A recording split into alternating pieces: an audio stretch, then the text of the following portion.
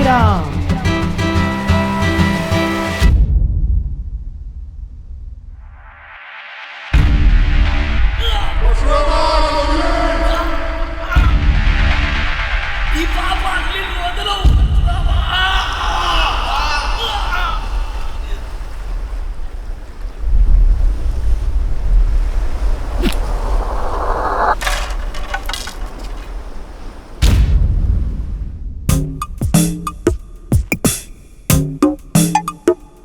Vibhishana,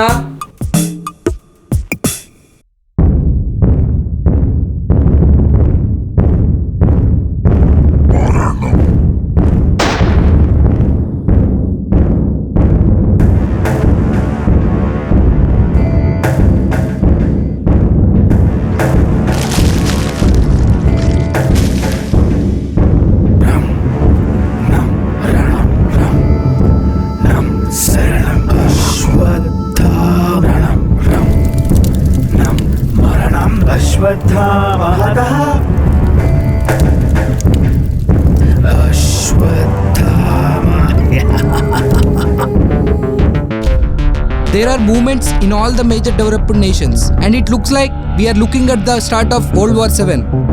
People are panicking everywhere. Is this the end of mankind?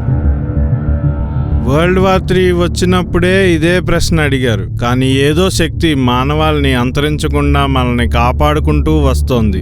ఇప్పుడు అదే సనాతన శక్తి మరలా మనల్ని కాపాడుతుంది. ఇది నేను ఖచ్చితంగా చెప్పగలను. కానీ ఈ మధ్య చైనా, రష్యా కొత్త ఆయుధాలను మూన్ మీద టెస్ట్ చేశారు. ఆ బ్లాస్ట్ యొక్క రేడియస్ సుమారు 500 కిలోమీటర్లు ఉంటుందని అంచనా. నాకొచ్చిన సమాచారం ప్రకారం అవి శాంపుల్ మాత్రమే. దీనికేమంటారు? 500 యోజనేన సంయుక్తం ఇతి విస్ఫోటనేన భీకర వికృతం తద్భవతి బ్రహ్మాస్త్రం. ఇప్పుడు మీరు చెప్పిన దాన్ని బట్టి చూసినా, ఆ ఆయుధపు విస్ఫోటన వికృతం చూసినా సరే మనకు అర్థమయ్యేది ఒక్కటే. మన మార్కండేయ పురాణంలో దివ్యాస్త్రంలా వినిపిస్తుంది. తద్భవతి బ్రహ్మాస్త్రం. అంటే ఇప్పుడు మీరేమంటారు? ఈ ప్రోగ్రామ్ ఈ టైంలో చేయడం తప్పంటారా? ఇది స్టార్ట్ ఆఫ్ ద ఎండ్ అంటారా, ఎండ్ ఆఫ్ ద స్టార్ట్ అంటారా? నిజంగా అశ్వత్థామ చనిపోయాడా? అంటే మనం కూడా చనిపోగలమా? అందుకేగా ఈ అత్యవసర సమావేశం. ఋషివర్య, రామా, ఏం చేస్తున్నావు హనుమా? నేను నీ రాముణ్ణి కాదు, ఇది త్రేతాయుగం కాదు. లేచి పైన కూర్చో.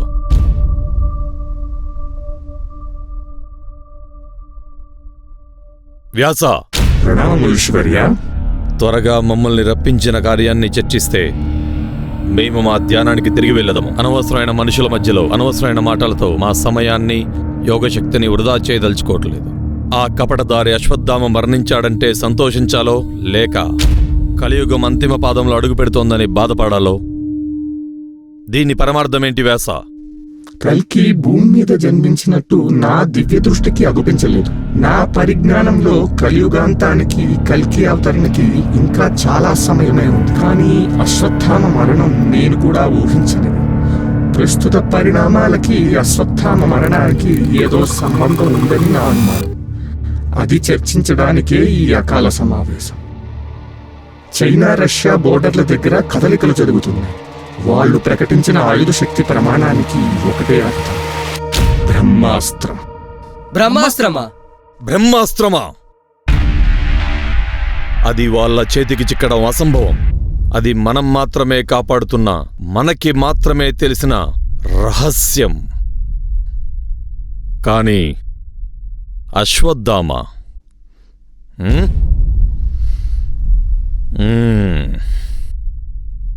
అసలు అశ్వత్థామ కృష్ణుడి శాపం నుండి ఎలా తప్పించుకున్నాడు?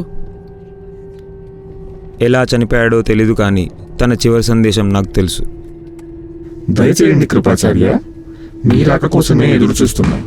మీ మేనల్లుడి మరణానికి మా సంతాపములు. సనాతన చిరంజీవులకు నా ప్రణామములు. అశ్వత్థామ చనిపోతే ఈ సందేశాన్ని మీతో పంచుకోమని నాకు ఈ లేఖని పంపించాడు. కర్మణ్యేవాధికారస్తే మా ఫలేషు కదాచన మా కర్మ ఫలహేతుర్భు మాతే సంగోస్వకర్మని. మనం ఎన్నో యుగాలను చూసాం, కానీ ఈ కలియుగం అన్నిటికంటే నీచమైనది. మానవుని దురాశతో స్వర్గసీమ లాంటి ఈ భూతల్లిని సర్వనాశనం చేశారు. ఈ మానవులను చెప్పుకొని తిరిగే క్రూరముగాలు మన రక్షణకు అర్హులు కారు. కావున నా ప్రతిపాదన ఏమనగా, ఈ నరలోక నరకాన్ని తక్షణమే ముగించి వైకుంఠం చేరుకుందాం. రండి, ఈ ప్రక్షాళనలో పాల్గొనండి ఓ చిరంజీవులారా. బహుశా శ్రీకృష్ణుడు కోరుకునేది కూడా ఇదేనేమో.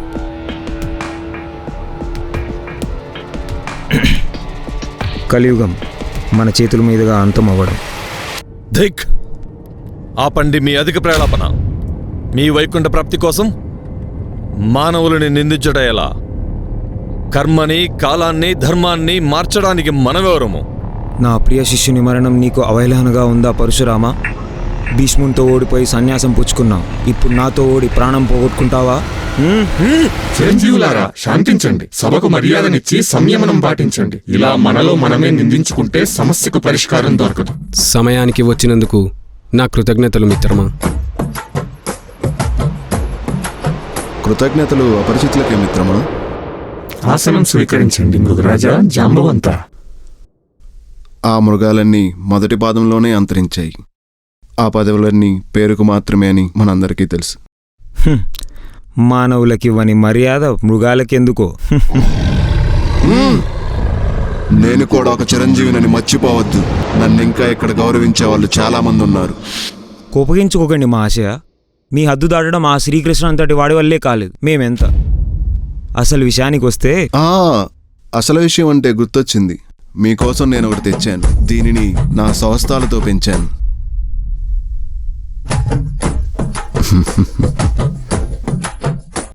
ఈ అరటిపళ్ళు 100 ఏళ్ల క్రితమే మానవుల తాకిడికి అంతరించిపోయాయి. నేను వీటిని మళ్ళీ ప్రేమతో చిగురింప చేయగలిగాను. అసలు ఈ మానవులే లేకపోతేనా? ఆ విషయమే చర్చిస్తున్నాము జాంబవంత. ఈ భూమిని రక్షించడానికి అశ్వత్థామ అభిమతం నుండి పుట్టిన ఆఖరి కార్యం. అది ఒక వెర్రి ఆలోచన. మనమిక్కడ కలిసింది వ్యాసుడు చెప్పినట్లుగా బ్రహ్మాస్త్రం మానవుల చేతికి ఎలా చిక్కింది అని. అశ్వత్థామ మరణానికి బయట జరుగుతున్న పరిణామాలకి ఏంటి సంబంధం? దిక్! ఇందులో అశ్వత్థామాస్తం ఖచ్చితంగా కనిపిస్తోంది. నీ హస్తం ఎంతవరకు ఉంది కృపాచార్య? అయినా భూమిని రక్షించడానికి అశ్వత్థామేమైనా దేవుడా?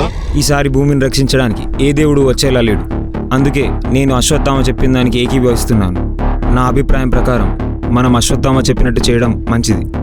అదెలా చేద్దాం అనుకుంటున్నారు? మీరనుకుంటున్నదే. భగవంతుడా, అంటే పరశురాముడు శంకించినట్టే బ్రహ్మాస్త్రాన్ని చైనా, రష్యా దేశాలకి, అమెరికా, ఫ్రాన్స్, జపాన్, ఇంగ్లాండ్, మనం ఏ దేశాలు నాశనం చేయాలనుకుంటున్నాం ముందే చర్చిద్దాం. దీని గురించి చర్చించి నా సమయాన్ని వృధా చేయాలనుకోవట్లేదు. నా చేతులని ఇప్పటికే ఎంతో మంది రక్తాలతో తడిపాను. నేను ఇంకో మారణకాండానికి ఆయువు పోయలేను. నన్ను క్షమించండి.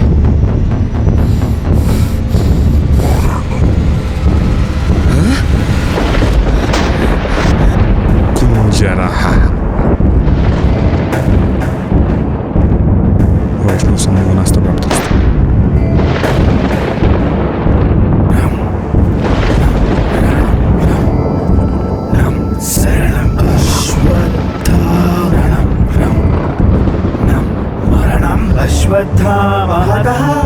అశ్వత్థామ, ఈ ఉన్మాదాన్ని నేను క్షమించను. తక్షణమే నీ తల నరికి కాళీమాతకు అర్పిస్తాను. నువ్వు నిజంగా ఆ వరాన్ని నాకివ్వగలిగితే నాకంటే ఆనందపడేవాడు ఉండడు పరశురామా. కానీ నా వైష్ణవ సమ్మోహనాస్త్రానికి విష్ణువైనా కట్టుపడాల్సిందే. కొంచెం శాంతించి నేను చెప్పేది వినండి. ఏం చెప్తావు అశ్వత్థామా? నీ స్వార్థం కోసం కోట్ల మానవుల ప్రాణాలని పణంగా పెట్టి బ్రహ్మాస్త్ర రహస్యాన్ని బహిరంగం చేస్తావా? ఇలాంటి నీచమైన ఆలోచన ఎలా చేయగలవు? నీచమా? 21 సార్లు భరతఖండమంతా దండయాత్ర చేసి ఎంతోమంది క్షత్రియపుత్రులు నరికి వారి తలలతో 5 నదులను తడిపి దాహం తీర్చుకున్న నువ్వు నాకు చెప్తున్నావా? నేను నా ధర్మాన్ని అనుసరించానే తప్ప నా స్వలాభం కోసం కాదు. ధర్మం యుగ యుగానికి మారుతున్న ఈ ధర్మాన్ని ఎవరు పాటించాలి? ఎందుకు పాటించాలి? ఇలా ఒకరినొకరు నిందించుకుంటే ఎలాంటి పరిష్కారం దొరకదు. మన చిరంజీవుల చట్టం ప్రకారం అనుసరిద్దాం. ఆ చిరంజీవి చట్టాలన్నీ అశ్వత్థామ విభీషణుని చంపడంతోనే పోయాయి. వీడిన వెంటనే వీడిని చిరంజీవిని చంపేంత శక్తి నిజంగా నా దగ్గర లేదు జాంబవంత. విభీషణుడిని ధ్యాన నిద్రలోకి పంపించానంతే.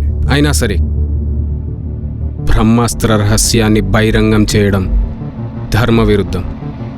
దీనిని మేము ఎప్పటికీ అనుమతించం. అనుమతించడానికి, అడ్డుపడడానికి ఇదేమీ ప్రజాస్వామ్యం కాదు. మన సనాతన చిరంజీవుల ధర్మానికి మీరందరూ కట్టుపడాల్సిందే. ఒక చిరంజీవిగా నా హక్కును ఉపయోగించదలుచుకుంటున్నాను. మిమ్మల్ని అందరినీ పంచముఖ చదరంగ పోరుకి ఆహ్వానిస్తున్నాను. ఇది మన సనాతన చిరంజీవుల ధర్మానుసారమైనదే. దీనికి మనం ఏకీభవిస్తే గెలిచిన వారి అభిమతానికి అందరూ ఏకీభవించాలి. అశ్వత్థామ, నీ సమ్మోహనాస్త్రాన్ని విరమించుకో.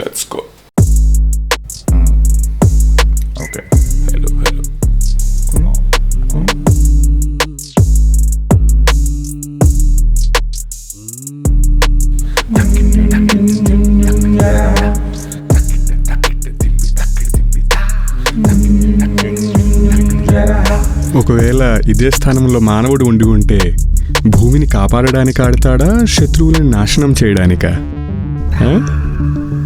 నీ మాయ మాటలు నా మీద పనిచేయ అశ్వత్థామా. నిజాన్ని నిర్భయంగా మాట్లాడితే మాయంటే ఎలా?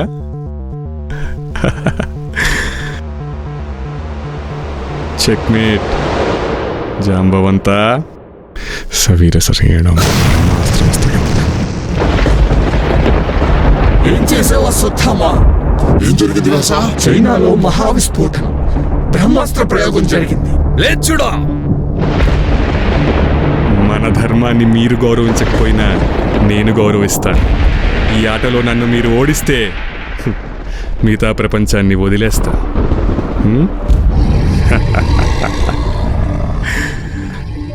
కూర్చోండి, కూర్చోండి, ఆసీనులకండి. భలా జాంబవంతా.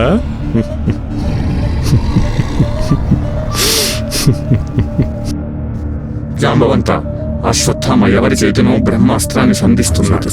అతను ఎక్కడున్నాడో కనిపెట్టి నువ్వే ఆపాలి. ద్రోణుడే బ్రతుకుంటే నిన్ను చూసి సిగ్గుపడేవాడు. నా తండ్రిని అన్యాయంగా చంపకపోయి ఉంటే నన్ను చూసి గర్వపడేవాడు. దుర్యోధనుని చివరి మాటలు నీకు గుర్తున్నాయా? కిం కర్తవ్యం తవఖ్యాతం ప్రాణహంతం వానే శుచిభ్రాంత ప్రాణస్తవ్య హతస్థాన్నాస్యతం అర్హసి.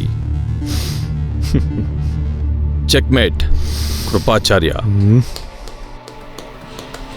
ఇంకా మించిపోయిందేమీ లేదు. ఇప్పటికైనా ఈ ఉన్మాదాన్ని ఆపేయి.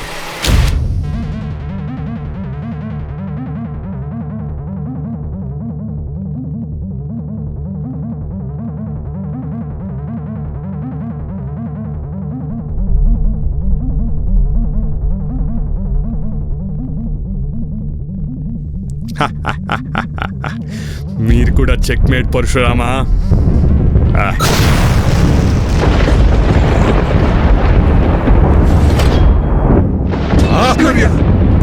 రష్యా కూడా నాశనమైంది. మనం తనని శారీరకంగా కాదు, మానసికంగా దెబ్బతీయాలి. ధ్యానముద్రులై అతని మనోనేత్రంలోకి ప్రవేశించండి.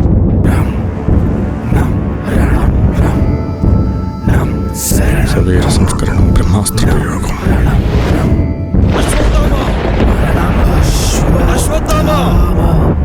పిరికి పంద, ఎక్కడ దక్కున్నావురా? అశ్వత్థామ!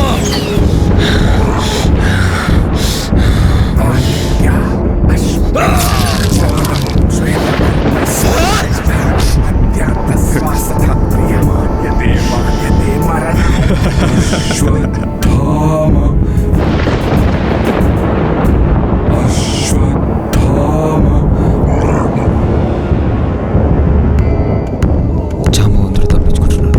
నేను వెళ్ళి ఆపనా? అక్కర్లేదు.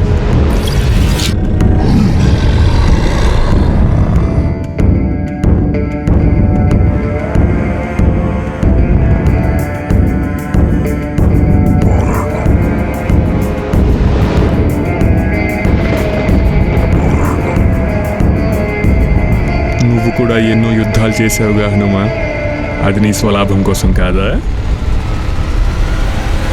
నాకు కావాల్సింది నేను ఎప్పుడో పొందాను అశ్వత్థామ, శ్రీరాముని గుండెల్లో చోటు. అంతకు మించి ఏ స్వలాభమూ లేదు. అనవసరంగా ఈ మానవాళిని కాపాడడానికి నీ ప్రాణం మీద తెచ్చుకుంటున్నావు. దేని గురించి నీ తాపత్రయం? వీళ్ళని కాపాడడం కోసమా? కాచుకో.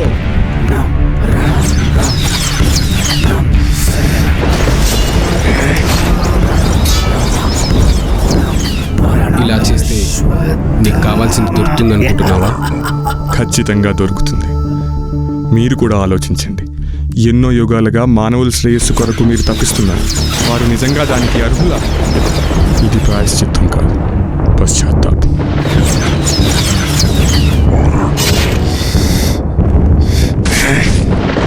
పశ్చాత్తాపడిన కోలుకోలేని తప్పు చేస్తున్నావు అశ్వత్థామ. మానవత్వం చాలా విలువైనది. గాడి తప్పితే సరి చేసుకోవాలి, కానీ ఇలా చెరిపేయకూడదు.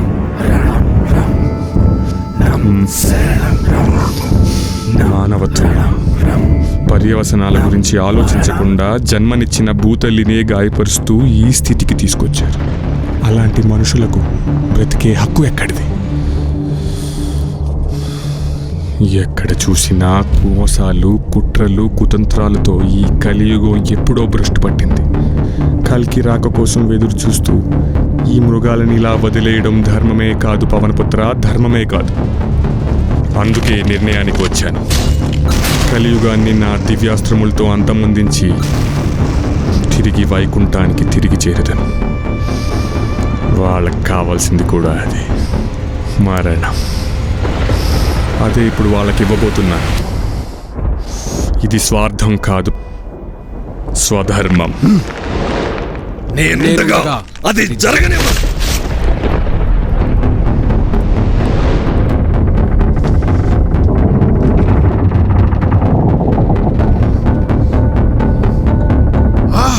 వ్యాస, ఎవరూ లేరిక్కడ, అంతా మోసం.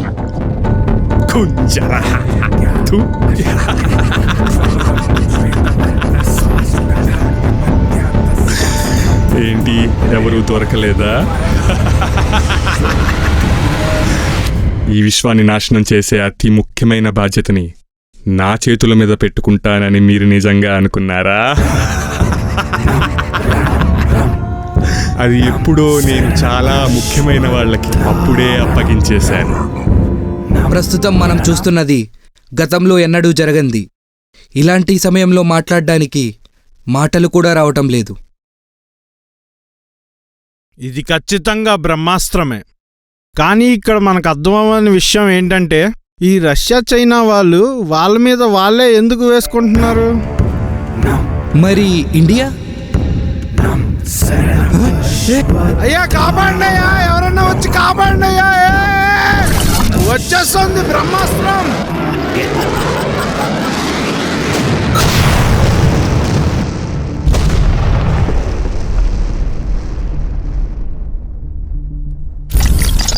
అశ్వత్థామ, భూమిని నాశనం చేస్తే కలియుగాంతం జరుగుతుందని నువ్వు నిజంగా అనుకున్నావా? యుగాలను బట్టి మనుషులు మారతారు గాని మనుషులను బట్టి యుగాలు కాదు. ఇన్ని యుగాలు గడిచినా నీ తప్పు నువ్వు తెలుసుకోవాలి. ధర్మాన్ని నీకు అనుగుణంగా మార్చుకోవాలని ప్రయత్నించినందుకు ఇదే నీ శిక్ష. నేనెక్కడున్నా? ఏం జరుగుతోంది? ఎక్కడ ఉండాలో అక్కడే ఉన్నా. ఆకలి వేస్తుంది గాని ఆహారం ఉండదు. దాహం వేస్తుంది గాని కుక్క నీరు దొరకదు. శ్వాస దొరకదు గాని గుండె కూడా. ఈ అగాధంలో కలియుగాంతం వరకు కల్కి రాక కోసం వేచి చూస్తూ ఉండాలి.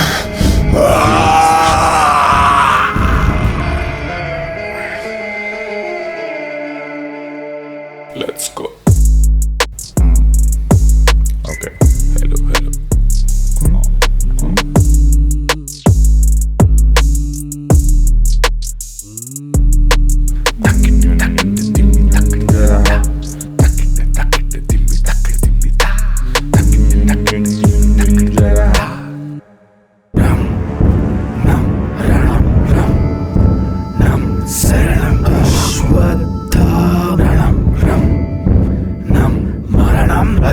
वहतः